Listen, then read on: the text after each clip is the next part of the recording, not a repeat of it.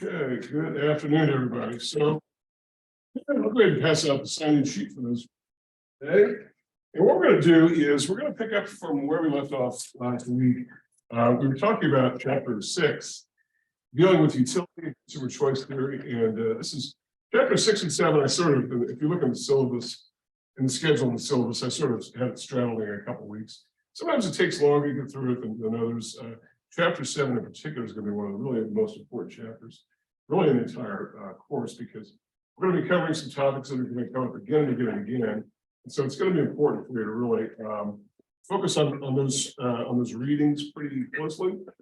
Some really important information in there, and it's going to have a lot to do with a lot of what comes later. So, and then next week sometime. So we're in week 6 right now. So we still got a couple of weeks before the next exam. So I think we've got plenty of time to get through chapter 6, which we're going to finish today, and start to push into chapter 7, which, and frankly, I like to spend as much time as possible on chapter 7. It could even be 2 or 3 class sessions.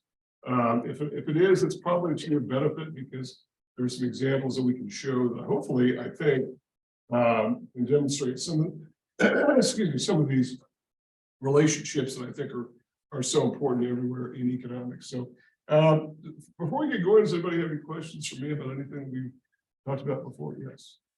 You know, not to beat a broken horse or whatever, but I just was listening to another economist who was saying that like all these graphs and the law of price and demand and stuff doesn't work, and we can see that in the labor shortage. Then it would, like, if that was really the case, that price and demand graph, then the hourly wage, the minimum wage would increase. Well, I don't know who you heard. I mean, there's a way to account for labor shortages, which is the labor shortage right now is a shortage like any other out of equilibrium condition. So as a result, we're seeing wages come up because that's what happens in a shortage. The price of the good, in this case, labor, has come up. We've seen lots of increases in wages, which is one of the explanations for why prices in the economy are rising, is because wages are also not quite catching up with output prices, but they're rising as well. He said that the model doesn't work. Is that what he's saying? Yeah, he said that the wages would be way up Well, wages are way up. because Yes, all he has to do, I can show him the numbers. I don't know who you're looking at, but wages are up. And as far as minimum wage is a whole nother issue altogether, because that's legislated. And that's never caught up with equilibrium wage, ever. In fact, the only people who really work at minimum wage are very entry-level workers in teens, 15 to 17, usually 15 to 18, that type of thing. So I know you've got some concerns of whether or not this is real, or whether it's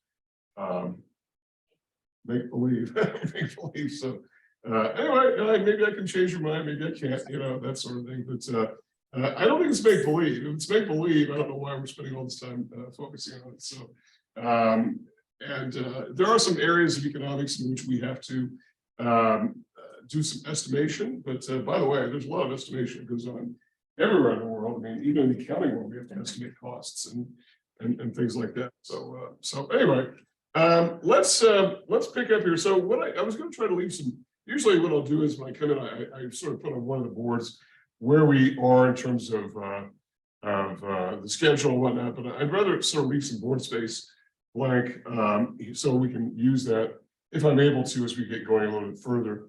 One of the downsides, I guess, to the Attend Anywhere is the fact that we don't really have much board space because we've got so much of the front of the room tied up with that. Now, I guess I could use that board over on that side there. I never really thought about that. So maybe I will as we get going, particularly next week as we begin to need to, or maybe even later this week as we begin to need to do more examples and whatnot. So what I want to do is come back to where we left off last time.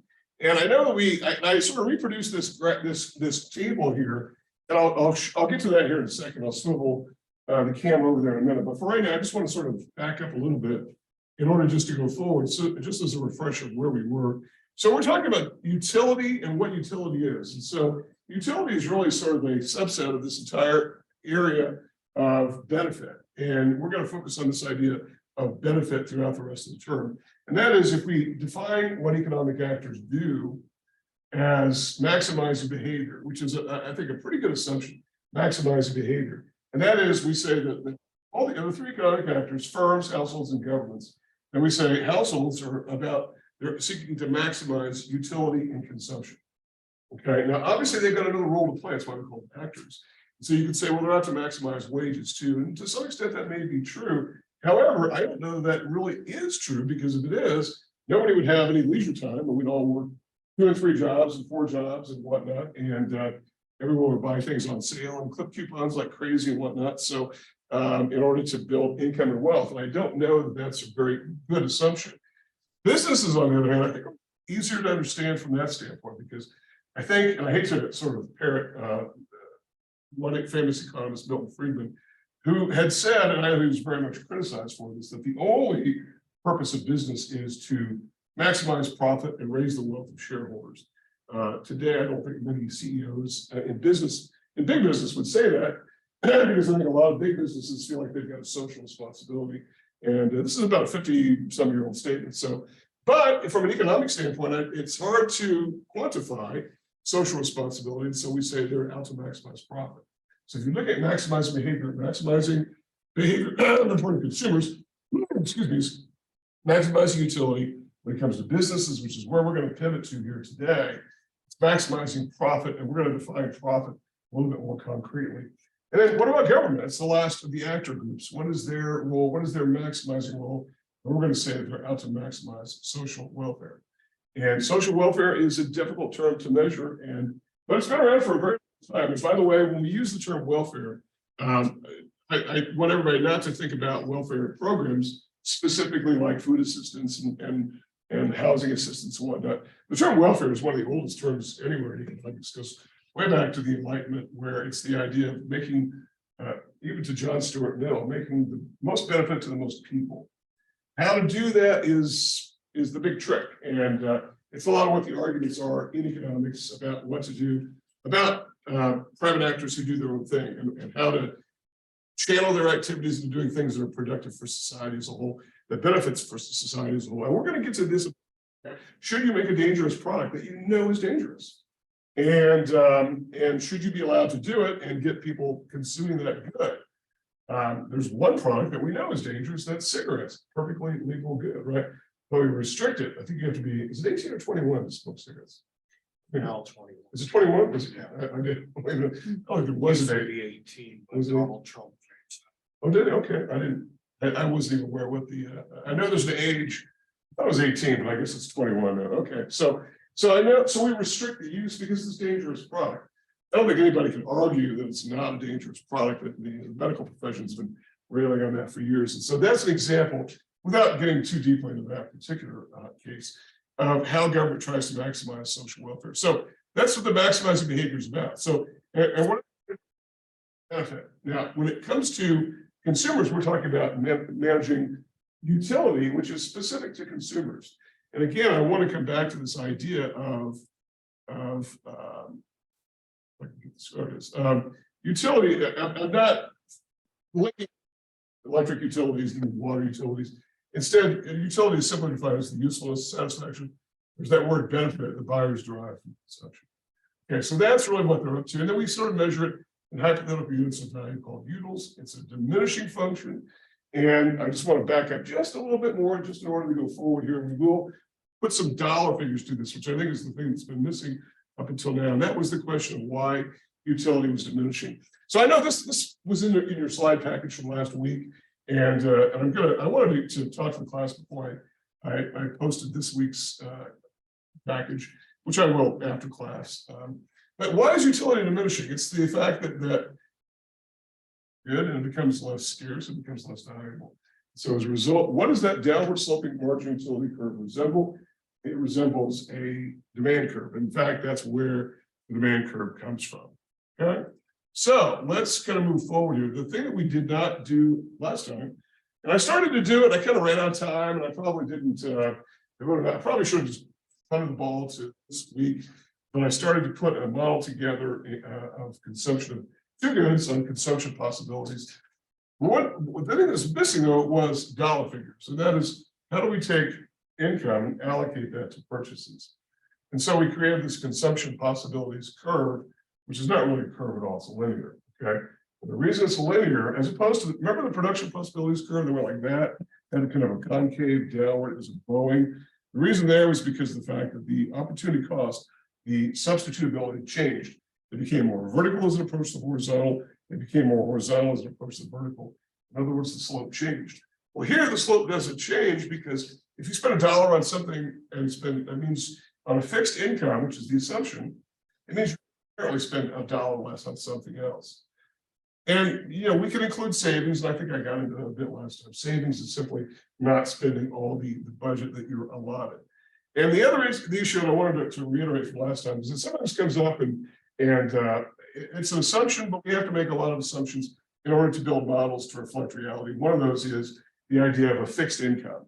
Because I know that a lot of people say, well, mostly, why would you say fixed income? That would assume that we're talking about a retiree, because we hear the term fixed income all the time with retirees, who will say, I'm on a fixed income. Well, most people really are on a fixed income. And I think the example that I gave last time was maybe commission salespersons or people in the quote unquote gig economy, which I really hate that term actually, because it's been around for a long time. It's probably older than the fixed income sort of situation. They make it, the press always makes things sound like everything it's really not.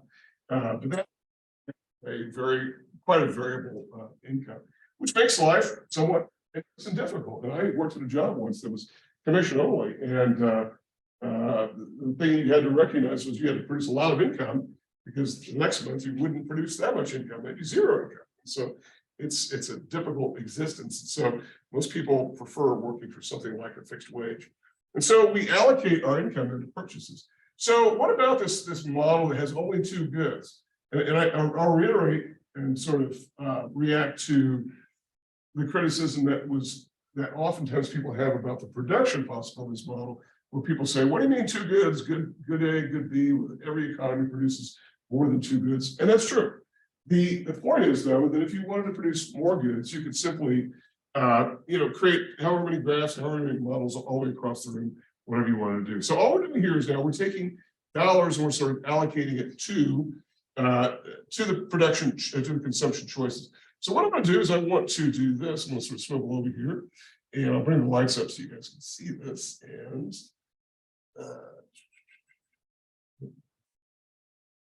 I think I went the wrong way. Everything's backwards with this camera here. I apologize. And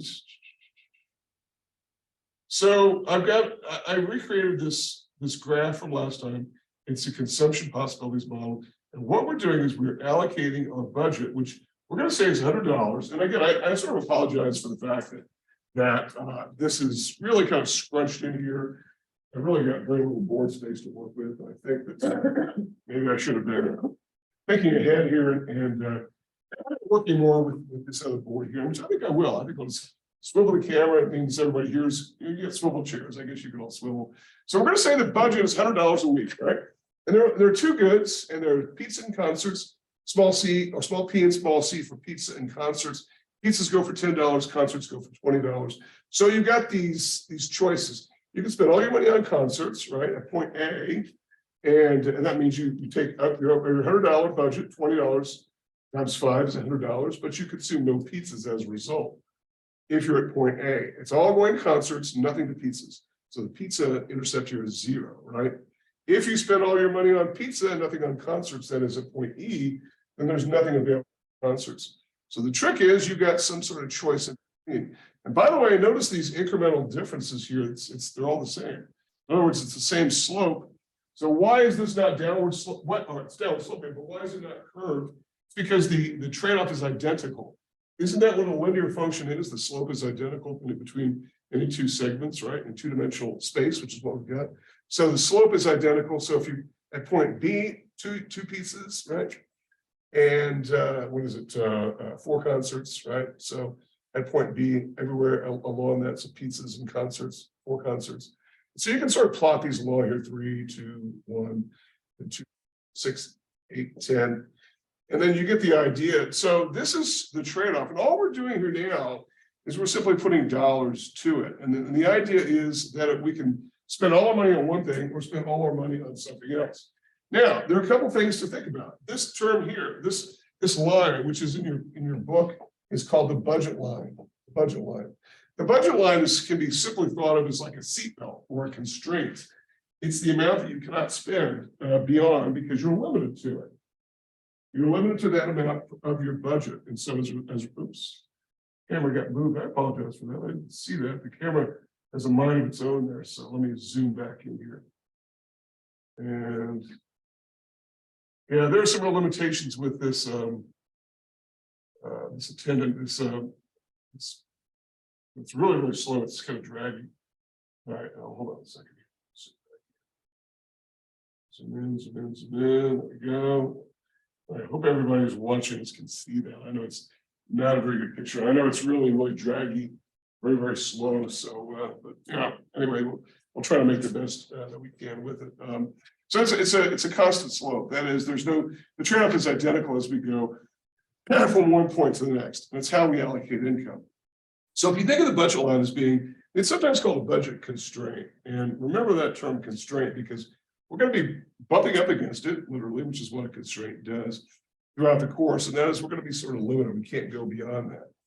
Except for the fact, and I think we sort of alluded to this a bit last time, there are ways we can sort of push out to consume a point here where we consume more pizzas and more concerts with the same income. And what was that mechanism that's been out there for a long time that we can sometimes use? Is that take out a loan? You can borrow, right? You can borrow. In other words, transfer someone's savings to your savings, right? So as a result, it allows you to consume beyond your budget. And I know that sometimes this is people's idea that we're sort of, being critical of borrowing, and we're really not. I mean, because there are a lot of purchases that really wouldn't be possible without borrowing. Buying a home would be difficult, I think, without borrowing for most people. And if you think about the difficulties of buying a home, for instance, given a relatively fixed budget in the short run, and again, this is a short run pictures. Take a picture of this. It's like a lot of our graphs. Take a picture because it will change. The problem with that is that as your income maybe your income goes up. What if the price of homes goes up too? And so as a result, it's a chase. Will you ever be able to save enough to buy the home? Because the only way to save is to be somewhere in here, right? You've got to consume less than your income. And that's what savings is. And so in macroeconomics, we talk a lot about this, that those who borrow are borrowing from those who save. And so as a result, every act of borrowing is an act of copying someone else's savings. So it is possible to not spend all that you earn. And so as a result, you consume maybe 2 pizzas and 3 concerts, which means you've got some savings of $20 per week. And so as a result, that is considered to be a good thing, but it means you don't maximize your benefit from consumption. Okay, so it's always a question as to whether or not we maximize all of our benefit from consumption on spending our income, or do we save a part of it? We're going to make the assumption here that we're talking about maximizing all of we're going to use all of the income and channel it toward consumption. So this then leads us, we talked about marginal utility, which was that decline in, remember, marginal utility was simply defined as the benefit that we get incrementally from consuming goods, and it's a diminishing function. The reason it's diminishing, get less benefit as a result of it. So it's defined as the change in total utility, that is utils altogether, not about changing Q. And the Q here is not the Q necessarily from the PQ model, but it's rather the Q consumed. Okay. Because there can be differences between quantities consumed and quantities produced. Okay. All right. And then this leads us then to really what is sort of the final issue here, and that's pay per dollar. Okay. So if we're talking about maximizing behavior, what is it that we are really trying to demonstrate here? We're talking, first of all, what is more, this definition doesn't differ all that much from the original definition of marginal utility. It's the additional, the incremental utility, and we're going to come back to this idea of incremental again and again here, particularly in a minute, derived from spending $1 more on a good. Okay. And since marginal utility is a diminishing function, so is marginal utility per dollar. Well, how do we measure things per dollar? Is simply the price of the good. So it is simply marginal utility over the price. That's a fraction of it. Marginal utility over the price. Okay, so that's how we measure marginal utility per dollar. So more specifically, then, if we're trying to maximize utility, we're really trying to maximize marginal utility per dollar. Now, it's one thing to earn more dollars, and that's a good thing, right? Because one of the things about shifting the budget, because one way to consume more goods, right? And to get more benefit from consumption is to simply earn more income. And that's one way to do it, okay? So one way to do it here is to simply earn more, and maybe I should simply, maybe not the right word, but simply by doing that, you shift the budget line to the right, to the right, to the right, okay? And that means you've enhanced the consumption possibilities because you simply earn more and you've got more to spend and potentially more to save as well. But then the problem becomes if the income falls, and what you do here is you, and I don't think this really needs that much explanation, you shrink your consumption possibilities with a lower income. But that's pretty self-explanatory. I don't think anybody here walked in today thinking, it's better to have lower income than higher income if you're looking to maximize utility. So, which is not to say that maximizing income is necessarily the goal, because I think we made the case that it may not always be the goal, not for everybody, okay? All right, so let's talk a bit about this idea of marginal utility per dollar, how we arrive at it, how we measure it, what the implications are of it. Okay, so let me center my camera here a little bit, and let me know, those of you guys watch the video, whether or not I could do something differently. This is still a fairly new setup, this Attend Anywhere, and I think we're all sort of learning some things about that. So, so anyway, let's talk about this idea of marginal utility per dollar. We simply go back to the original graph that we talked about earlier. That's this. If we have utils on the one axis and quantity on the other axis here, then simply, if marginal utility is a diminishing function, right? Marginal utility per dollar is also a diminishing function. So marginal utility over P, which is the price of the good. And the question is, okay, well, what if we have different kinds of goods in our consumption bundle? So I think was that in our definition earlier, consumption bundle? Remember the consumption bundle, and let me write that down here, because I don't know that I have that on the slide package. When we talk about a consumption bundle, what we're talking about is simply this. The definition of it is it's the collection of goods routinely purchased by a consumer, right? And it's a collection of goods routinely purchased. So occasionally there'll be goods that you don't routinely purchase, maybe a plane ticket to Hawaii. Unless you go to Hawaii frequently, then maybe that's not something you routinely purchase. But we made the case before, and we make the case again and again, that individual consumers oftentimes do behave in somewhat predictable ways. Now, this is very good if you're a seller of goods. In fact, this is from their perspective, the whole marketing perspective, it's not an accident. And I misspelled consumption. Yeah, no, not the best speller in the world. So consumption bundle. Consumption bundle, the collection of goods routinely purchased by a consumer.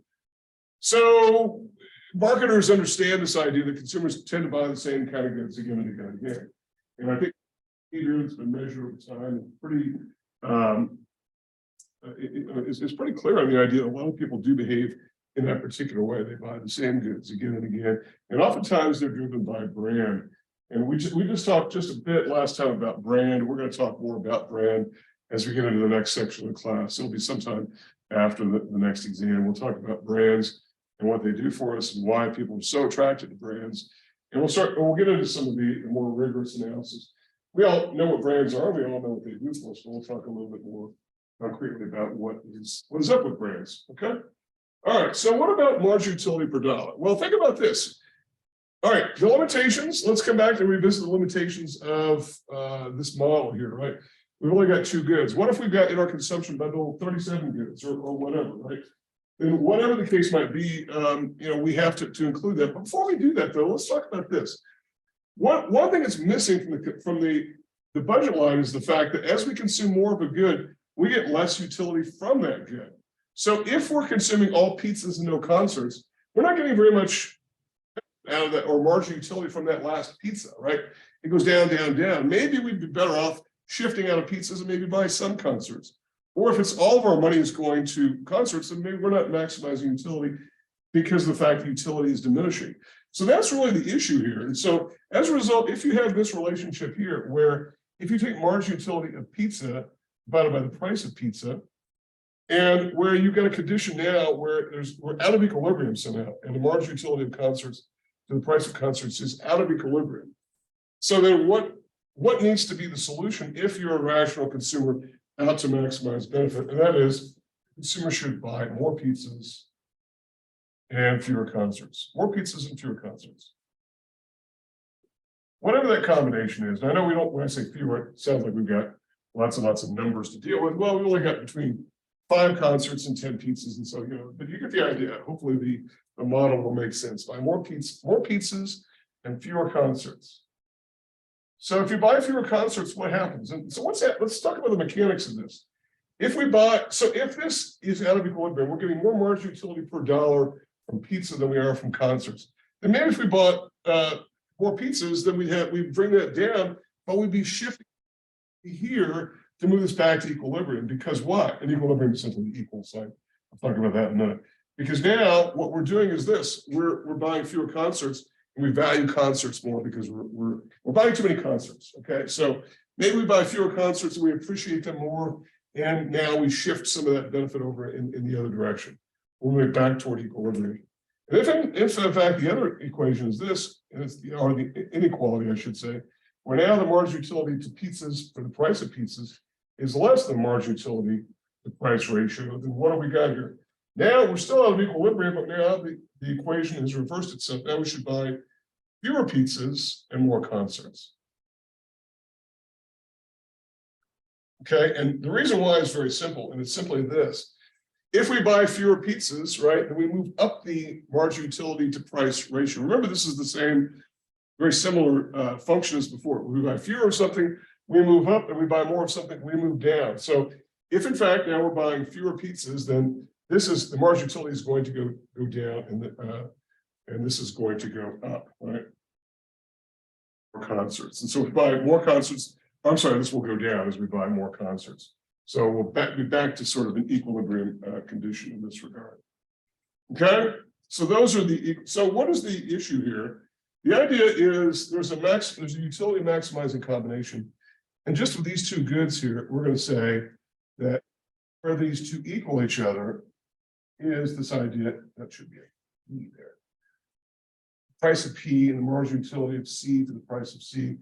And we simply refer to this as the utility maximizing combination. Utility maximizing combination. And I think that, remember, utils themselves are a little bit difficult to arrive at. They're sort of ephemeral, is the word I used last time. And what we simply mean by that is the idea that they're kind of hard to arrive at, but we sort of know them when we see them, when we experience them. And I think we've all been here where it's like, oh, I don't want to do that again, right? I want to do something different. Because as we do more of something, we consume more of some activity, then we get less and less benefit. In other words, that activities become less scarce. And remember, there's a very early on in the course, we talked about scarcity. We said it's really the heart of economics in general. If there were no scarcity, there'd be no reason to study economics. And we can make all the choices we want. Production and consumption decisions we made automatically. And maybe one day we'll get there. There is some thinking that maybe one day, through technology, we'll have abundance of everything. Everyone will have everything that they want. So we won't even have the need to worry about distribution and whatnot, because we can have what we want. If we're consuming too many pizzas, we simply buy fewer and no big deal, right? And our budget line is infinite, just goes out and out and out. And we don't have to make these trade-offs. But these are trade-offs that we have to make. And so, especially with the downward sloping function, remember what we talked about, and it goes back to Appendix A in the text. If we do more of one thing, we give up something of the other. That's the trade-off. It's inherent in this idea. And the trade-off is the opportunity cost. If I consume more pizzas, it means I inherently have to give up a concert to do that. But it might be something I want to do because maybe I'm consuming too many pizzas, and maybe as a result, I want to buy fewer pizzas in order to bring that back to utility.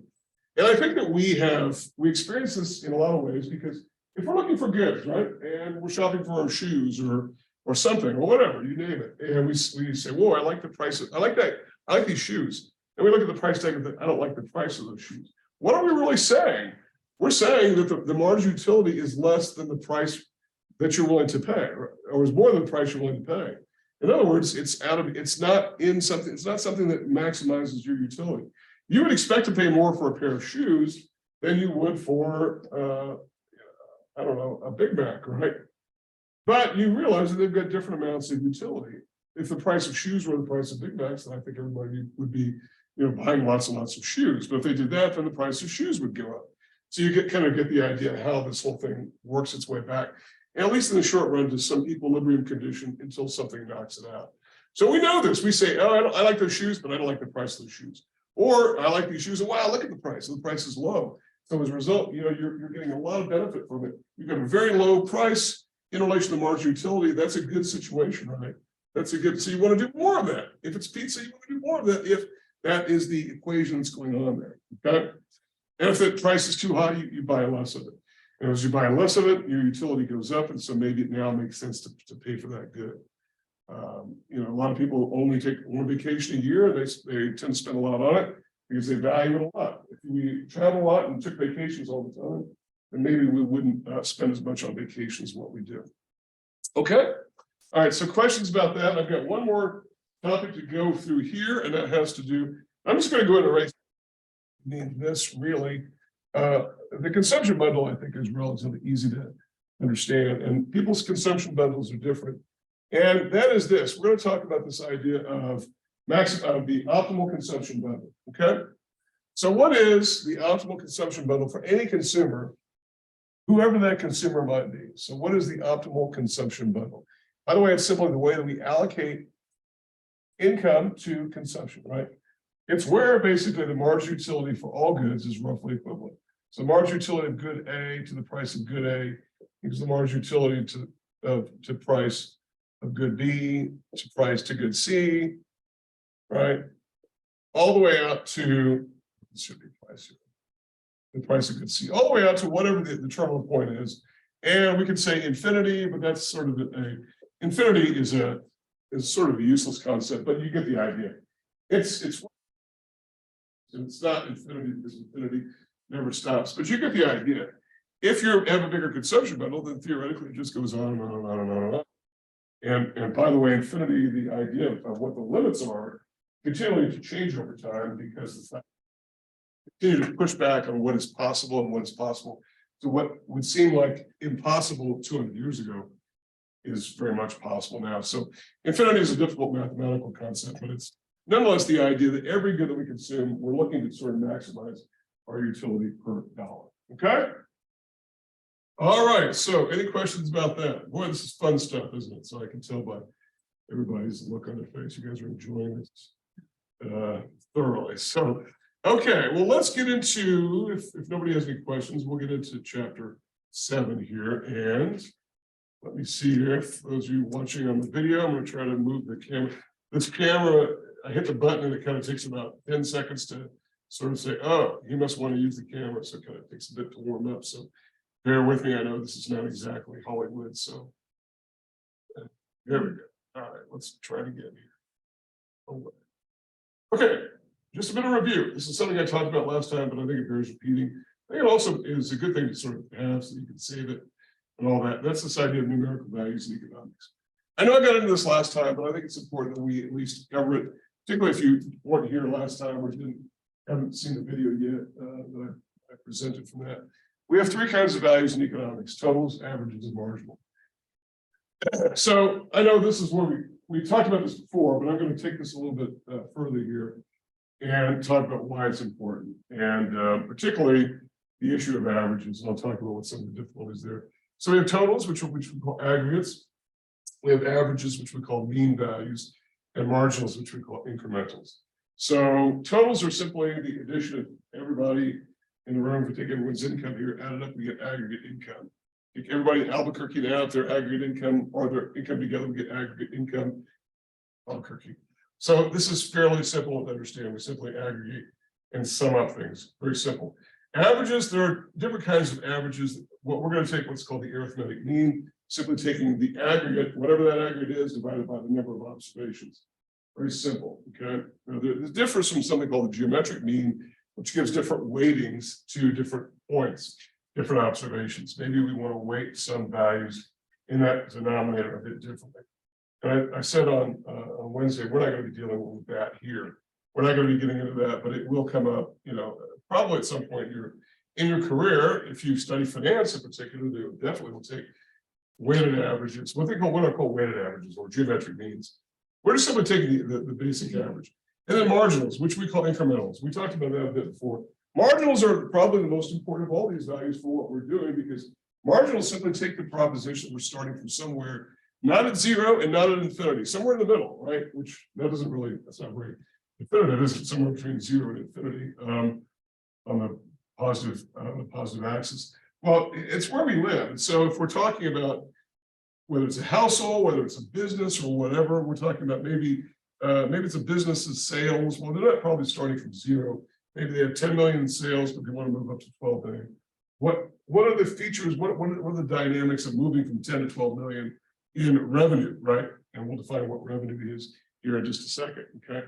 And that's where we live. So in other words, the incremental change in revenue is $2 million. And then what does that mean? Well, it's going to affect a lot of other things. And one of the things about economics that I want to sort of reiterate to everybody is the idea that when one thing changes, a lot of other things change as well. It's not just one thing moving. It's kind of like the kaleidoscope. If you turn the kaleidoscope, it's not just one piece of glass that moves, they all move. And so as a result, whenever we have some change in the economy, and when do we not have some change in some market, then everything else moves as well. And that's part of what the trick is to find out where things are going. Because if you could do that, then you can better plan for your economic future. Whether we're talking about a household with marginal utility, a business with marginal profit, marginal revenue, marginal whatever, or a government which is dealing with some other marginal issues, which I'll hold off on. We'll get to that a bit later in the course. Okay. All right. So problems with averages. So we want to be careful here, because I think a lot of times people tend to think in terms of averages, and it's difficult, and it's problematic in a lot of ways. And I'll talk about why it's problematic. And some of these are obvious, and I think I alluded to this first point last week, and that was the effect of extreme data points. So extreme data points distort whatever the average is. And I think the example I gave was of a church that has a certain amount of expected giving based upon one's income. And so if you're expected to get a certain dollar amount, I know they kind of work in percentages, but and suddenly you have a new person moving into the church who's a billionaire. And so as a result, that would throw off everything. And so as a result, a certain percentage of that person's income would be far larger than anyone else's. Probably everyone else's by far. So they throw those out. When we have extreme data points, and this is the case not just with economics, but pretty much everywhere in life, we tend to throw those out because they don't represent, they're not always representative of of what's going on, right? They're not representative.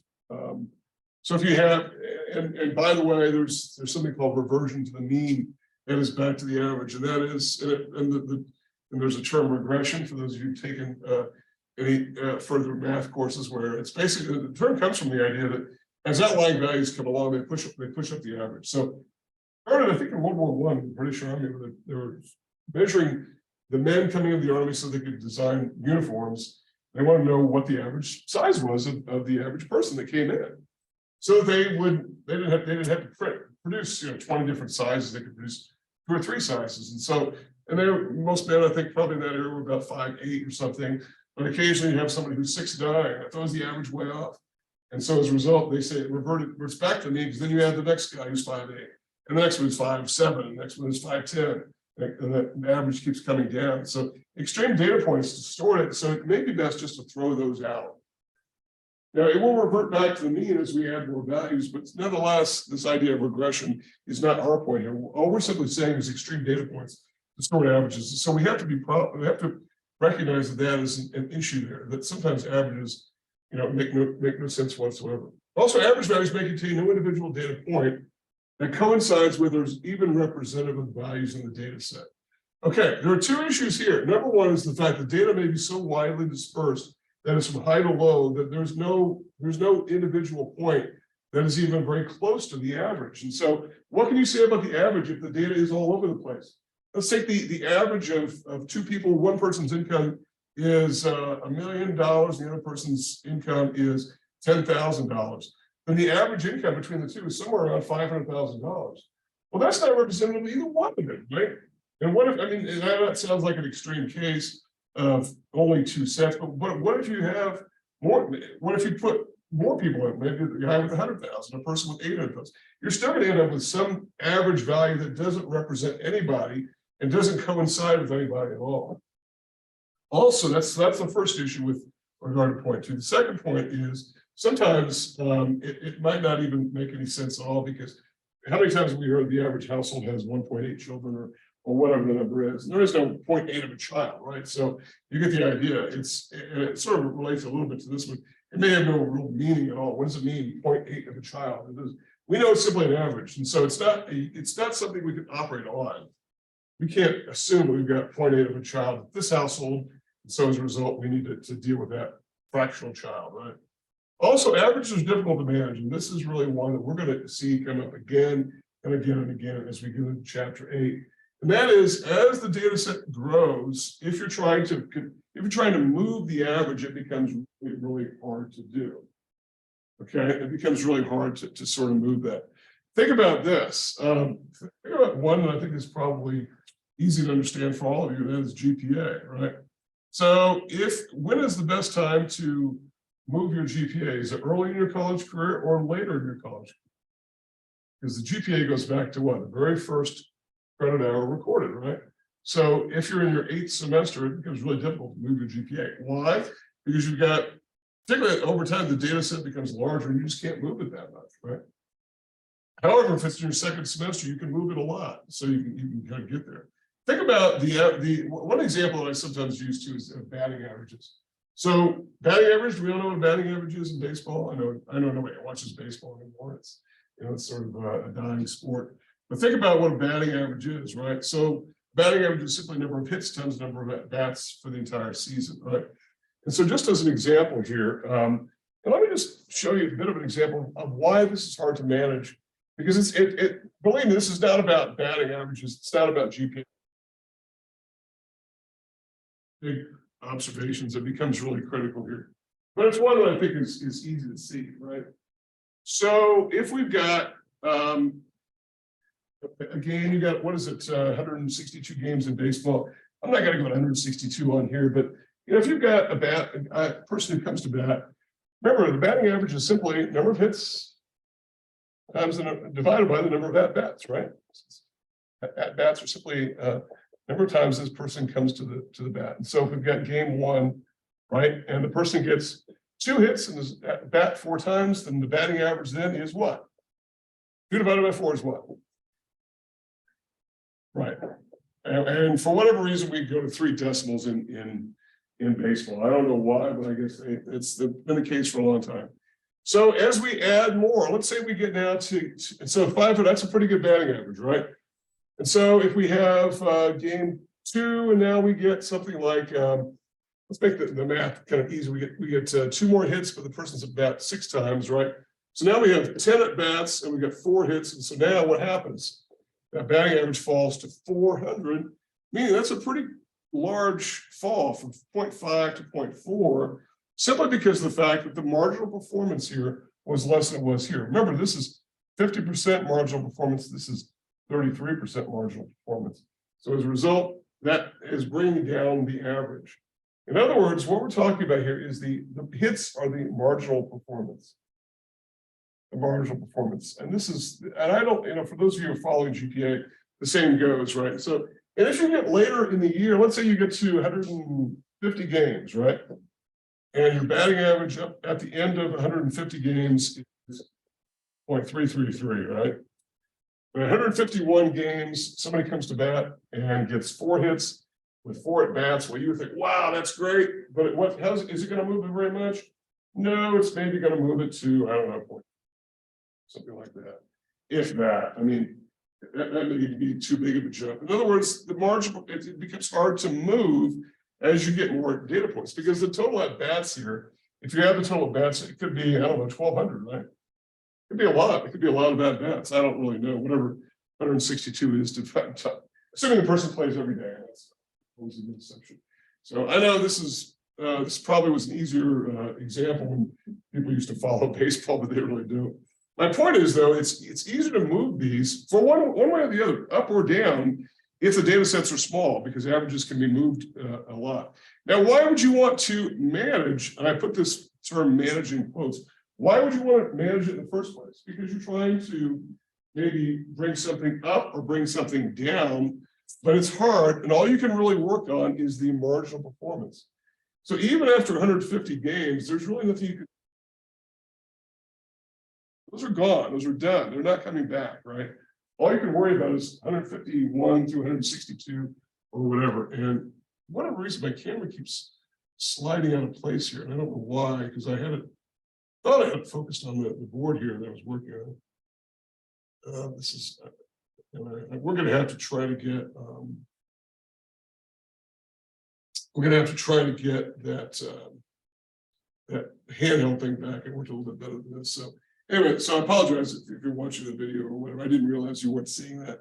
So all we're simply saying is it's easier to move the average, which goes all the way back to the first unit, than it is back to the very end. Just like if your grade point average is 3.4, and you need a 3.5 to get into graduate school or law school or whatever. 3.5 might be high for law school. I don't really know, but you know, it might be hard. It might be hard to move that because you can't do anything about what's done. And that's part of the problem with averages. They're difficult to manage. And that's really the issue here, is what do we do about those variables that we can't really easily manage? Okay. So why am I going on about this and talking a lot about averages? Because what is really the point? Well, the point is that we use averages a lot, but we use them because of the fact that we compare them to where things are currently. Okay? And oftentimes this comparison is a very important thing to talk about. So, and I'm just trying to get the camera lined up here. Okay, so let's talk about average analysis and what's going on here. Because this is going to tie into where we're going to go in chapter 7. And we're going to talk about this idea of cost and input. And we're not going to get all the way through it because there's a lot to cover here.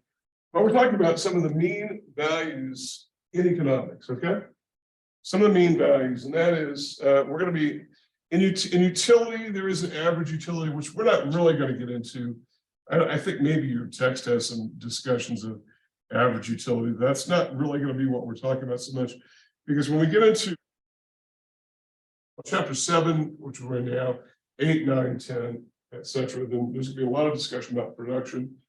One of the things that's interesting about micro is that we do spend a lot of time focusing on production, and it tells a lot about why things cost to produce the way they are, the way they cost. And so we'll get into that. Average cost, we're going to know this. It's simply the total divided by the total unit cost. TP stands for total product. Okay, and I'll come back to that in a minute. I'm going to focus on more on that, what that is. Average fixed cost, we'll talk about what fixed costs are. Average variable costs, we'll talk about what average variable costs are.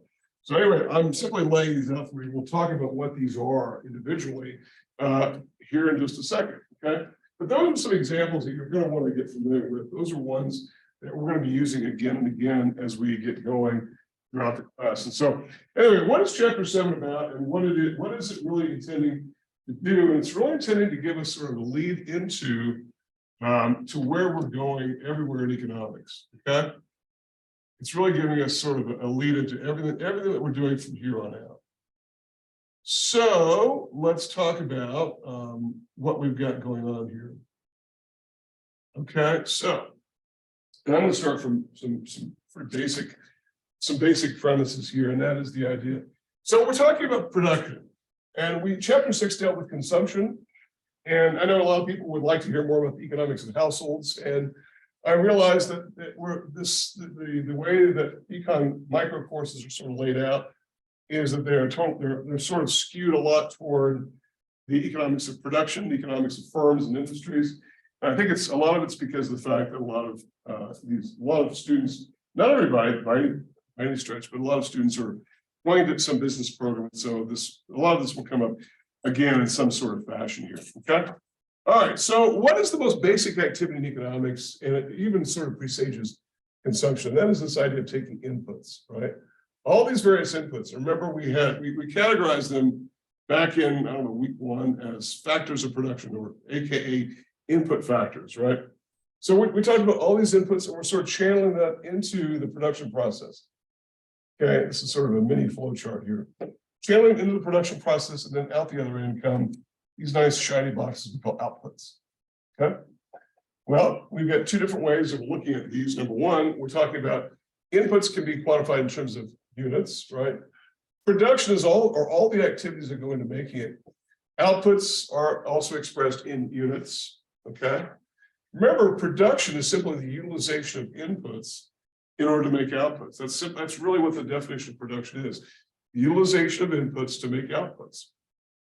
And outputs are, when there's an input market for goods, and I mentioned that we're going to sort of defer some of the discussion. We skipped over chapter 4 because I thought it was sort of a confusing chapter in the sense that it focused on labor inputs, but then it also had capital goods inputs, and it sort of got off in a little bit of capital markets. And I thought, man, some of this is a bit confusing, and some of the things that we really want to talk about here, we're going to circle back to. I think it's in chapter 19.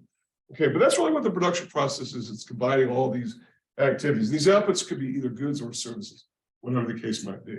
Okay, but they also, so they generate quantities, right? These quantities of inputs, and the quantities of inputs would be noted as things like quantity of labor, the quantity of capital goods, and we use the German K for capital here for reasons that are not completely clear. It could be the quantity of materials, whatever the materials are, right? And then outputs, which we sometimes call total product or simply Q. Now, they're not exactly equal, and so I'll put a little squiggly. They're more or less equal to one another. The reason they're not exactly equal is because some markets are not in equilibrium. And so what is Q? And here we're simply going back to the original Q from the PQ plane. It's a quantity exchanged. But sometimes the quantity exchanged does not equal, or sometimes the quantity produced and the quantity consumed do not equal each other. Quantity demand and the quantity supply are out of balance. But here we're not really focusing so much on the demand side at all. So we're going to forget about demand for a while, and we're going to focus on supply. So as a result, total product, which is simply the quantity of goods produced in a certain period of time, is roughly equal to quantity. It's more or less what it is. And sometimes we'll simply, like over here on these graphs, I've got total product. Sometimes we'll simply substitute Q for total product. It's close enough to being more or less the same thing. Okay. All right. So they generate dollar figures. That's one thing they generate numbers, but they also generate dollar figures. Okay. So inputs do what? Inputs create costs. Inputs create costs. And outputs then, what do outputs create? Outputs create revenues. Again, we're talking about the supply side, that is the economics of the firm. So outputs create revenues, and both costs and revenues are measured in dollar terms. This is very basic. I know this is not, you probably know all this. I get it, but we're going to be doing some things with this. And I just want to make sure everyone's familiar with what our terminology is, because it is actually very important throughout this course here. Okay, so inputs create costs, outputs create revenues. Okay. Furthermore, we could say here that fixed inputs create fixed costs. Now, let's define what fixed inputs are. Create fixed costs. And fixed costs, we will from here and after refer to as FC. Okay. So what are fixed inputs? Fixed inputs are those inputs that do not easily change. A lot more like this than they do about this. When we talk about Q of capital goods, we're talking, remember when we talked about input factors of production, we went all the way back to, I think it was week 1. We said that there's land, labor, capital, and we said that land, labor, capital is sort of an old school term. But capital refers specifically to fixed inputs, that is capital goods to be used in production. Machines, equipment, vehicles, computers, things which are unique to the production process. Things like conveyor belts, cranes, 18-wheelers. These are not consumer items at all. These are inputs to be used to create outputs. Okay, even if it's a service, even if it's an accounting firm that's got computers, that's a fixed input. That needs to be, and it creates a fixed cost. Why is it a fixed cost? Fixed costs do what? Fixed cost, the key thing that we should know about is they do not vary with the level of output. Okay, hence the term fixed. Okay, so outputs can change, but these fixed costs do not change. They do not vary with the level of output. Okay, so fixed input. So what are we talking? We're talking about things which, and by the way, if you've taken accounting before, you might have heard the term fixed assets. It's pretty much the same thing. Except fixed assets include anything that's owned and has future service value. So the accounting world is a little bit more comprehensive definition. You got something like a patent that's not going anywhere, it's fixed. That's a fixed asset. Well, that's not really used in production, at least not directly. So the term fixed assets, you might be tempted to say, let's call them fixed assets because it's the term we use in accounting. Not really, because that's a little bit more comprehensive. Let's just call them fixed inputs. If inputs create costs, fixed inputs create fixed costs. Okay. Well, what about how does this vary, right? From the other that we saw, variable inputs. So variable inputs create variable costs. And that makes sense that they would do that, right? Variable inputs create variable costs, which here from now forward, we'll simply call it VC for variable costs. And what do they do here? They do vary with the level of output, right? I don't really have much room here, but they vary with the level of output. They vary with the level of output.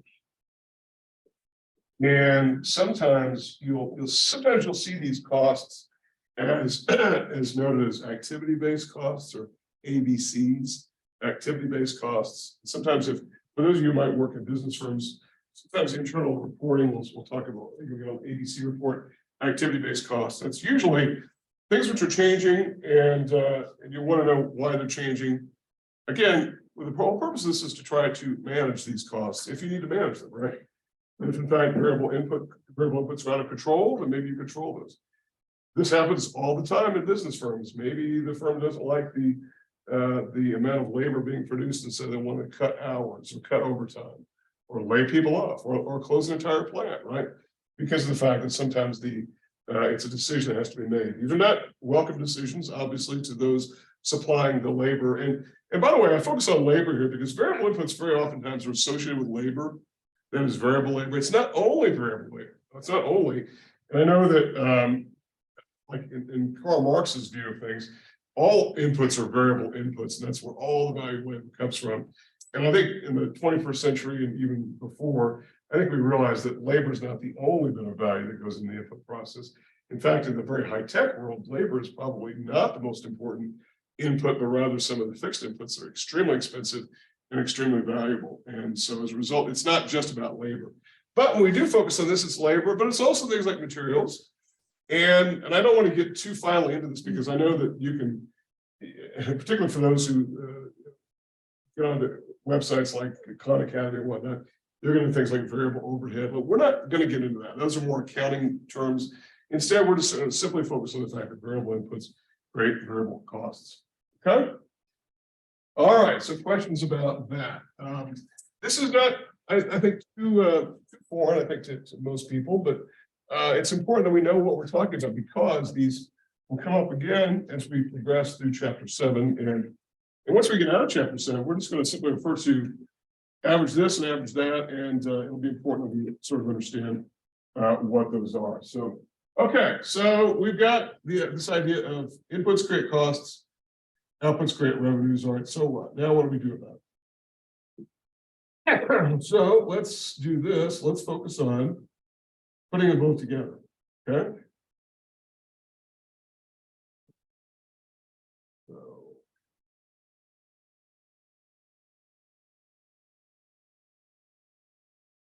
Oh man, this camera is extremely slow. Oh my God.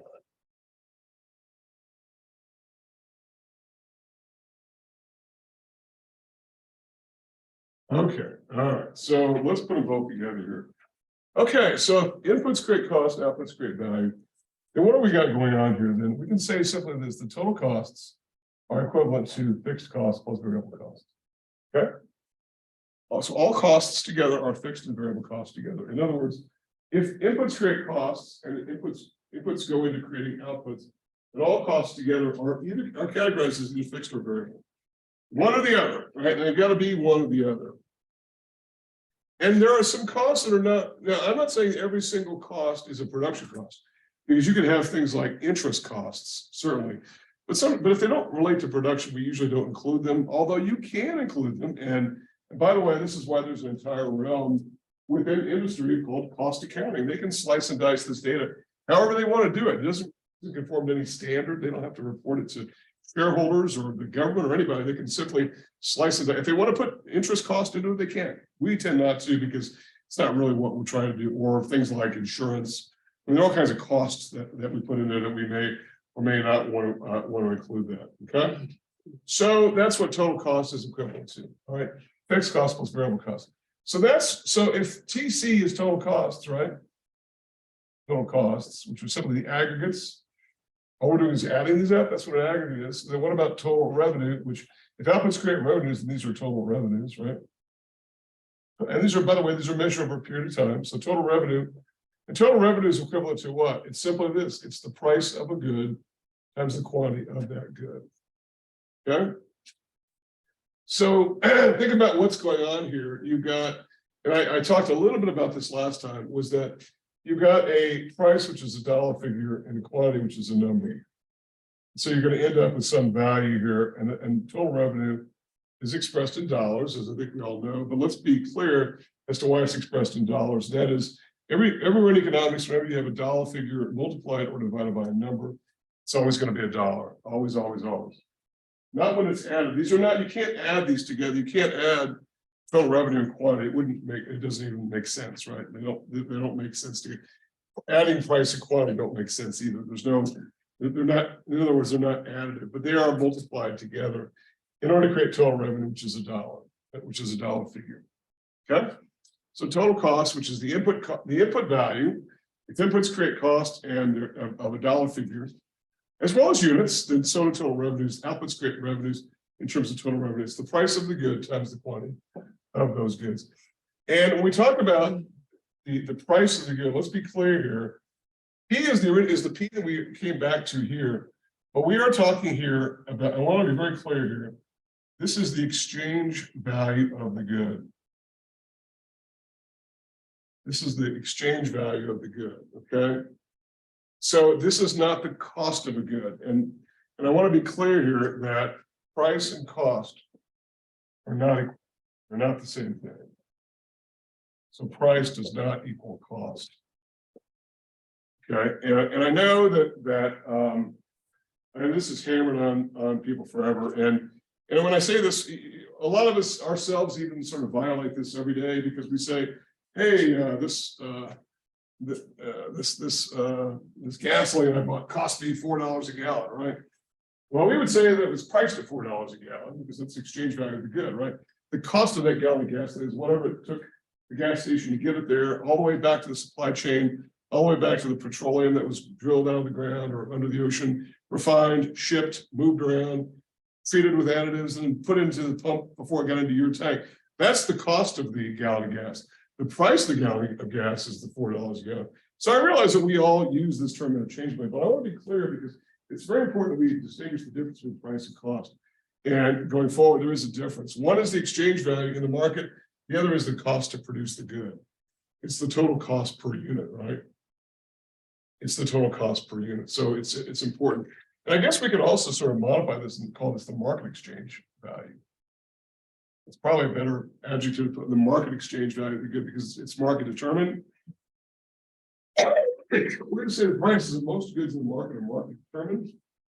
And we talked a little bit about when prices are not market determined, particularly when government tries to impose a price, and it usually results in some out of equilibrium condition, mostly because nobody's outlawed the law of demand and the law of supply. So the market exchange value of the goods, the price is the $4 per gallon, but it's not what it costs.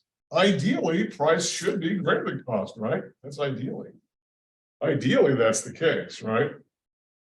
Because if you're a seller, obviously, what's the point of selling a good that the price is lower than the cost? I'm not saying it never happens, because sometimes it does happen. If you go back to our gasoline example, and by the way, the oil industry, which is not a very sympathetic industry, and I understand that. And I know right now they're really not sympathetic because the price of gasoline is a little bit high. It's probably going to go higher the way it looks like right now. The oil futures tend to suggest that it will go higher. But they do have an argument, whether you like them or not, they do have an argument that says, look, government is coming after us when the price of gasoline is $4 per gallon, but nobody felt sorry for us when the gasoline was $1.90 a gallon. Pretty good point, right? You didn't say, hey, you sent a card to Shell and Conoco, I'm sorry, you're losing, because they were losing money. The price was less than cost. And nobody really felt terribly sorry for them. And that's their argument. Now, they're not a very sympathetic industry because of the fact they make gigantic amounts of money when this equation is the way it is now. So I get that, okay? But there are cases in which firms will sell price below cost, and they'll do it simply because they can't shut down. You just cannot shut down the supply chain for gasoline. It's too large of a supply chain. It's too complicated. And by the way, even if you go all the way back to because sometimes people say, well, if the price is so low, why don't they just stop pumping oil, and withdraw? Well, they can't sometimes do that either because you just can't turn off an oil well. It's not a matter of flipping a switch. They're drilling oil, it's gushing out of the ground. You just can't stop it. You can't really store it. There's not enough tankers and pipelines to store that stuff. So you get the idea. Ideally, I say price should be greater than cost. And I'm referring here to the supply side. Ideally, they would have some price greater than cost. And the cost here is the unit cost. If this is the unit price, this is the unit cost. Okay. All right. One final thing here before we go.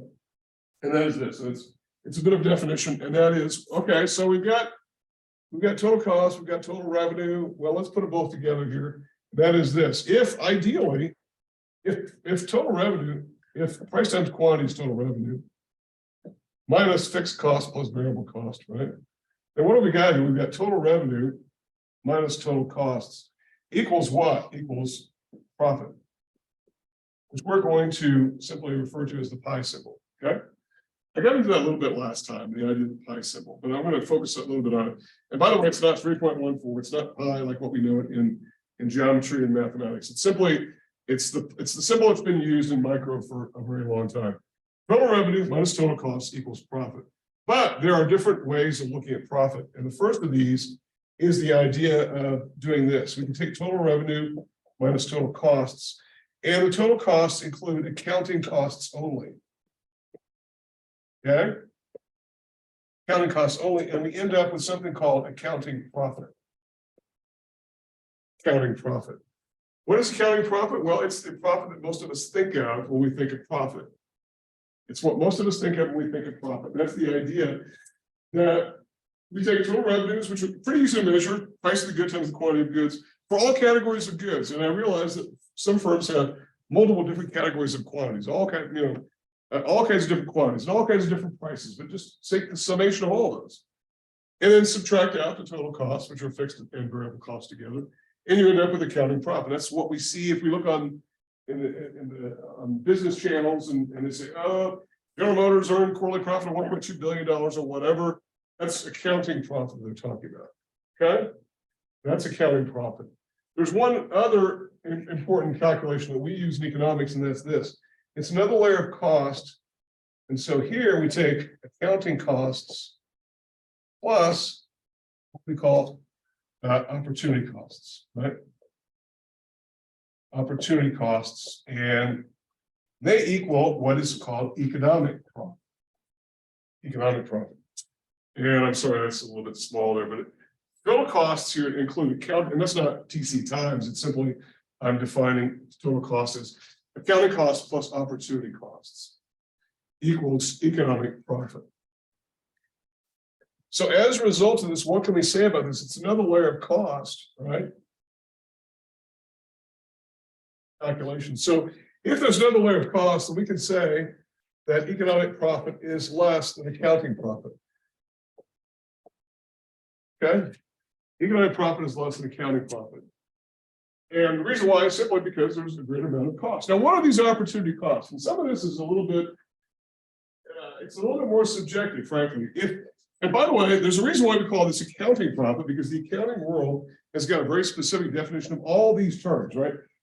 They have very specific recognition of revenue, called revenue recognition, very specific cost recognition. So as a result, accounting profit is very simply determined, and it's considered to be objective, measurable, and the two people can agree on it if they're looking at the same numbers. It's not particularly something you can challenge unless there's a math error somewhere. But you can say that about anything. If there's an error somewhere, well, yeah, it's not right.